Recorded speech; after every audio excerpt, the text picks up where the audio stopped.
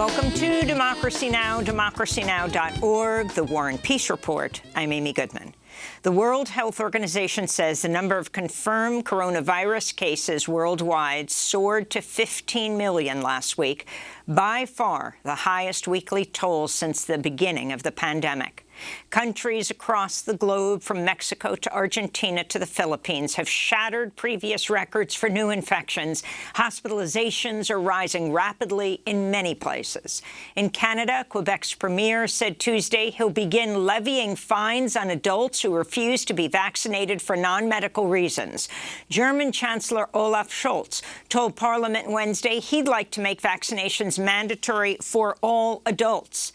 In France, tens of thousands of unionized teachers have walked off the job to demand a coherent policy for COVID-19 in schools and to demand greater protections for teachers and students. We have reached a level of exasperation, tiredness, and anger. We had no choice but to organize a large mobilization to send a strong message to the government.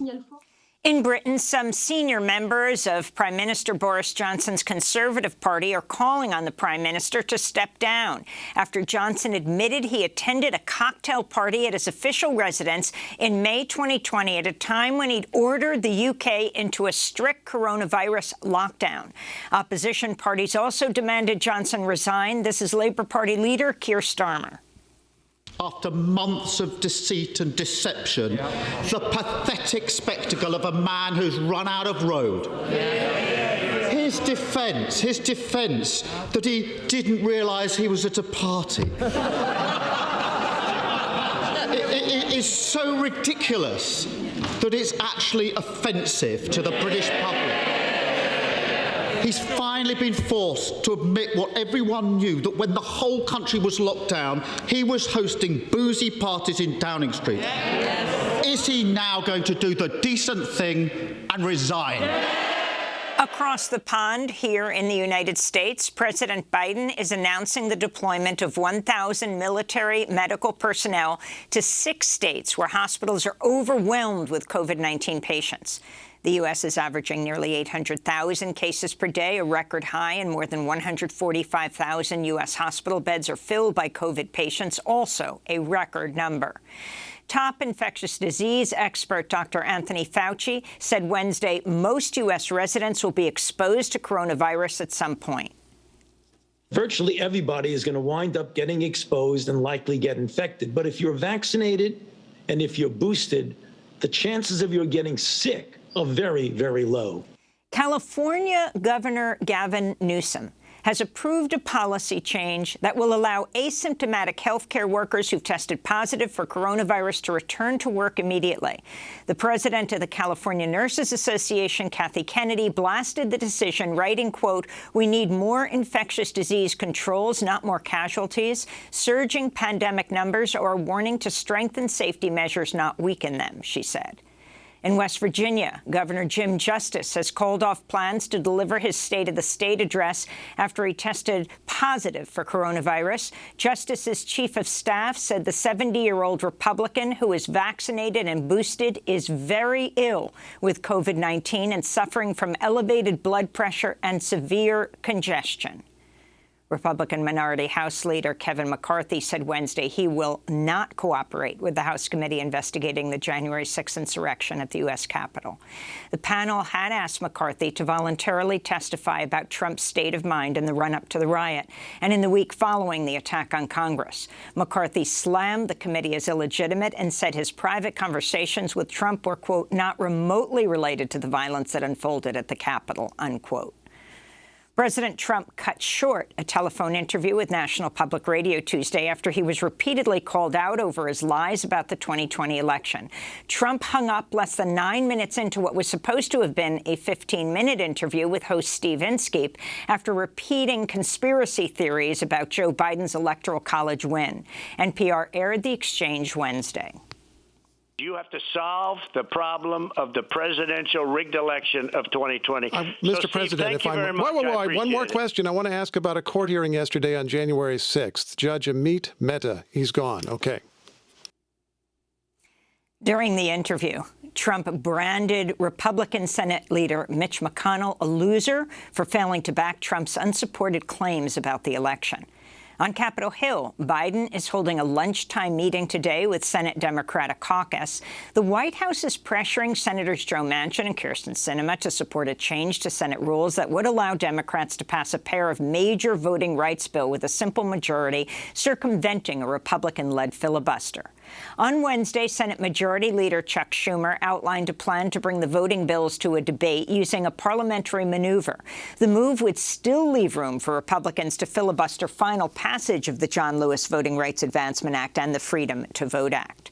On Wednesday, Senate Republican Minority Leader Mitch McConnell blasted President Biden over his voting rights speech in Atlanta, Georgia earlier this week when Biden accused Republicans of siding with Jefferson Davis over Abraham Lincoln. 12 months ago, this president said disagreement must not lead to disunion. But yesterday he invoked the bloody disunion of the Civil War,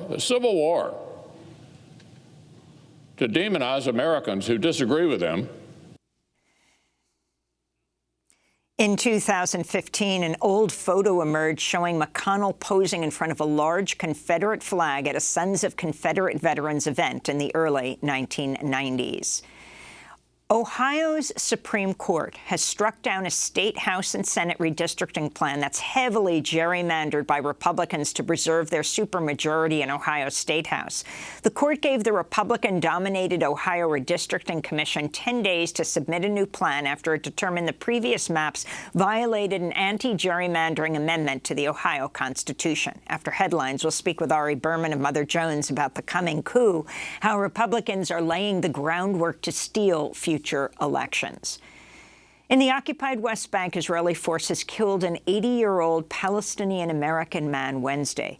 Witnesses say Omar Abdulmajid Assad was stopped by Israeli forces while driving home, then dragged out of the car, gagged and handcuffed, and left to die.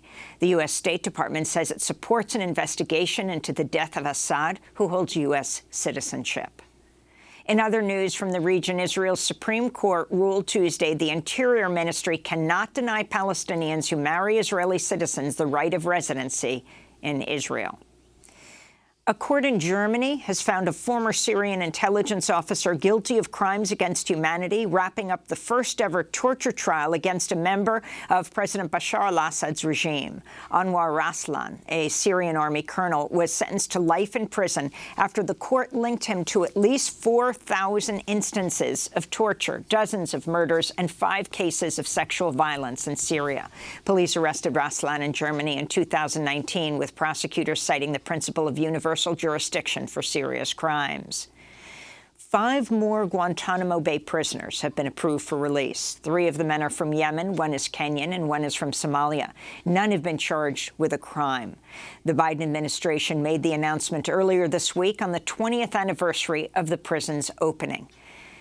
Nearly half of the remaining 39 Guantanamo prisoners have now been approved for release, but that does not guarantee they will be freed soon, as the U.S. still needs to secure host countries to transfer them to. To see our hour-long discussion with a Muslim chaplain and 2 former Guantanamo prisoners, you can go to democracynow.org. In Somalia, a car bomb explosion in the capital, Mogadishu, killed 8 people and injured 9 others Wednesday in an attack claimed by al-Shabaab. The blast struck a road leading to Mogadishu's main international airport. It appeared to target a multi-vehicle private security convoy escorting foreigners. In New Mexico, Archbishop John Wester of Santa Fe has called for the abolition of nuclear weapons arsenals around the globe. In a pastoral letter released Tuesday, Wester says, quote, "To love our enemies means we have to begin the process of ending our preparations to kill them and doing everything we can not to harm them, but to actively love them, including the people of Russia, China, Iran, North Korea, and others." Wester spoke to reporters in Santa Fe Tuesday. The Catholic Church has a long history of speaking out against nuclear weapons. Indeed, the Vatican was the first nation-state to sign and ratify the Treaty on the Prohibition of Nuclear Weapons. The Archdiocese of Santa Fe has a special role to play in advocating for nuclear disarmament, given the Los Alamos and Sandia nuclear weapons laboratories and the nation's largest repository of nuclear weapons at the Kirtland Air Force Base in Albuquerque. The Archbishop's letter came as a coalition of 60 groups issued a joint statement calling for the elimination of the hundreds of U.S. intercontinental ballistic nuclear missiles now armed and on hair-trigger alert. A Texas sheriff is being investigated over reports he regularly ordered his deputies to seize cash and vehicles from undocumented motorists during traffic stops before transferring the individuals to U.S. Border Patrol. Rial County Sheriff Nathan Johnson could face 2 to 10 years in prison and a fine if charged. In Colorado, around 8,400 workers across 77 Kroger's King Soopers in Denver and other areas went on strike Wednesday as they demand better wages and benefits and safe working conditions. During the pandemic, Kroger CEO Rodney McMullen's pay increased by over 45%, while the median pay for workers dropped by 8% despite booming sales. Workers also say stores are understaffed. A new report funded by the United Food and Commercial Workers Union reveals over 3/4 of Kroger's employees surveyed face food insecurity, and 14% have been unhoused over the past year. And in California, Governor Gavin Newsom unveiled a plan that would extend its state-sponsored health care program to all low-income undocumented residents. Currently, only undocumented Californians under the age of 26 can benefit from Medi-Cal, and later this year, undocumented people 50 and over will also be able to apply. Nearly 2/3 of undocumented Californians under the age of 65 currently do not have health insurance. Meanwhile, a new bill sponsored by the California Nurses Association that would guarantee single-payer universal health care cleared its first major hurdle Tuesday by overwhelmingly passing an Assembly Health Committee vote. And those are some of the headlines. This is Democracy Now!, democracynow.org, The War and Peace Report. I'm Amy Goodman.